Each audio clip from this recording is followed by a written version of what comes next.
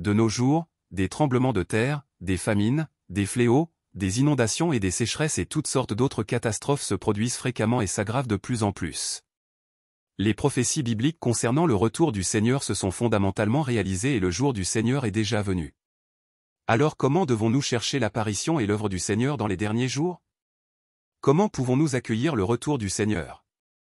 Le Seigneur Jésus a autrefois dit, « Voici, je me tiens à la porte, et je frappe. Si quelqu'un entend ma voix et ouvre la porte, j'entrerai chez lui, je souperai avec lui, et lui avec moi. » Apocalypse 3h20. De toute évidence, le Seigneur exprimera la parole pour frapper à notre porte quand il reviendra dans les derniers jours. Ceux qui entendent la voix de Dieu peuvent accueillir le Seigneur, être enlevés avant la catastrophe et assister au banquet avec le Seigneur. Le contenu suivant vous donnera plus de détails. 1. Les prophéties bibliques sur les signes de la fin des temps. Matthieu 24h3. Il s'assit sur la montagne des Oliviers. Et les disciples vinrent en particulier lui faire cette question, « Dis-nous, quand cela arrivera-t-il, et quel sera le signe de ton avènement et de la fin du monde ?» Matthieu 24, 7-8. Une nation s'élèvera contre une nation, et un royaume contre un royaume, et il y aura, en divers lieux, des famines et des tremblements de terre. Tout cela ne sera que le commencement des douleurs. Matthieu 24, 37-39. Ce qui arriva du temps de Noé arrivera de même à l'avènement du Fils de l'homme. Car, dans les jours qui précédèrent le déluge, les hommes mangeaient et buvaient, se mariaient et mariaient leurs enfants, jusqu'au jour où Noé entra dans l'arche, et ils ne se doutèrent de rien, jusqu'à ce que le déluge vînt et les emporta tous. Il en sera de même à l'avènement du Fils de l'homme. Matthieu 24h21. Car alors, la détresse sera si grande qu'il n'y en a point eu de pareil depuis le commencement du monde jusqu'à présent, et qu'il n'y en aura jamais. Joël 2, 30-31. Je ferai paraître des prodiges dans les cieux et sur la terre, du sang, du feu, et des colonnes de fumée. Le soleil se changera en ténèbres, et la lune en sang, avant l'arrivée du jour de l'Éternel, de ce jour grand et terrible. Apocalypse 6, 12-13. Je regardai, quand il ouvrit le 6e sceau, et il y eut un grand tremblement de terre, le soleil devint noir comme un sac de crin, la lune entière devint comme du sang, et les étoiles du ciel tombèrent sur la terre, comme lorsqu'un figuier secoué par un vent violent jette ses figues vertes. Parole de Dieu concernée. Les derniers jours sont arrivés et les pays du monde entier sont en tourmente. Un désarroi politique, des famines, des épidémies, des inondations et des sécheresses apparaissent partout. Il y a la catastrophe dans le monde de l'homme, le ciel a également envoyé le désastre. Ce sont des signes des derniers jours, extrait de « Pratique 2 ». Tous les désastres surviendront les uns après les autres, toutes les nations et tous les lieux feront l'expérience de désastres, pestes, famines, déluges, sécheresses et tremblements de terre sont partout.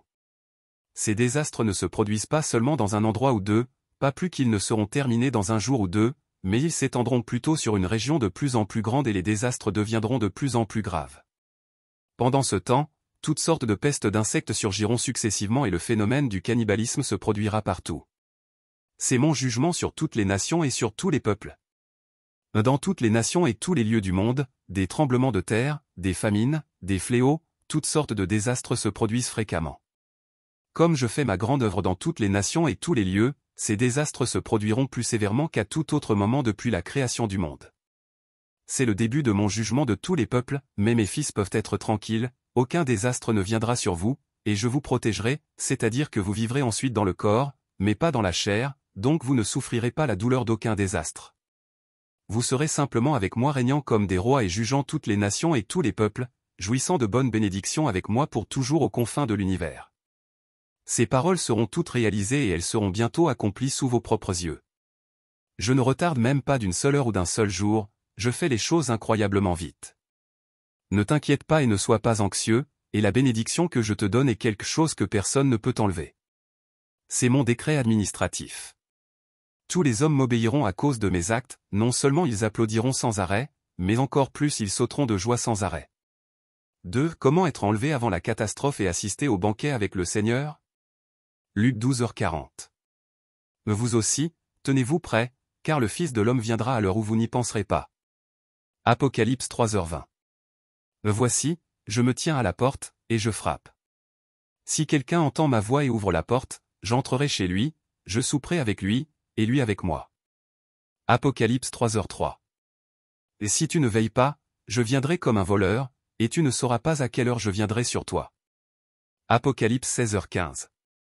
Voici, je viens comme un voleur. Heureux celui qui veille, et qui garde ses vêtements, afin qu'il ne marche pas nu et qu'on ne voit pas sa honte. Apocalypse 2h11. Que celui qui a des oreilles entende ce que l'Esprit dit aux églises. Jean 10h27. Mes brebis entendent ma voix, je les connais, et elles me suivent. Matthieu 7, 7-8. Demandez, et l'on vous donnera, cherchez, et vous trouverez, frappez, et l'on vous ouvrira. Car quiconque demande reçoit, celui qui cherche trouve, et l'on ouvre à celui qui frappe. Parole de Dieu concernée. Parce que nous cherchons à suivre les pas de Dieu, il nous appartient de chercher la volonté de Dieu, ses paroles et ses déclarations, car partout où des paroles nouvelles sont prononcées par Dieu, sa voix se fait entendre, et là où se trouvent les pas de Dieu, il y a ses actes. Là où il y a expression de Dieu, il y a apparition de Dieu, et là où Dieu apparaît, la vérité, le chemin et la vie existent. En cherchant les pas de Dieu, vous avez ignoré les paroles disant que Dieu est la vérité, le chemin et la vie. C'est ainsi que nombreux sont ceux qui, même quand ils reçoivent la vérité, ne croient pas qu'ils ont trouvé les pas de Dieu et reconnaissent encore moins son apparition. Quelle grave erreur! L'apparition de Dieu ne peut correspondre aux conceptions de l'homme, et encore moins peut-elle advenir à sa demande. Dieu fait ses propres choix et établit ses propres plans quand il accomplit son œuvre, de plus, il a ses propres objectifs et ses propres méthodes. Quelle que soit l'œuvre à accomplir, point n'est besoin pour lui de discuter de son œuvre avec l'homme ou de lui demander son avis, encore moins d'informer tout le monde de son œuvre. Tel est le tempérament de Dieu, qui, en outre, devrait être reconnu de tous. Si vous désirez être le témoin de l'apparition de Dieu et suivre ses pas, vous devez d'abord vous éloigner de vos propres conceptions. Vous ne devez pas exiger de Dieu qu'il fasse ceci ou cela, et encore moins dois-tu le confiner dans tes propres limites et conceptions.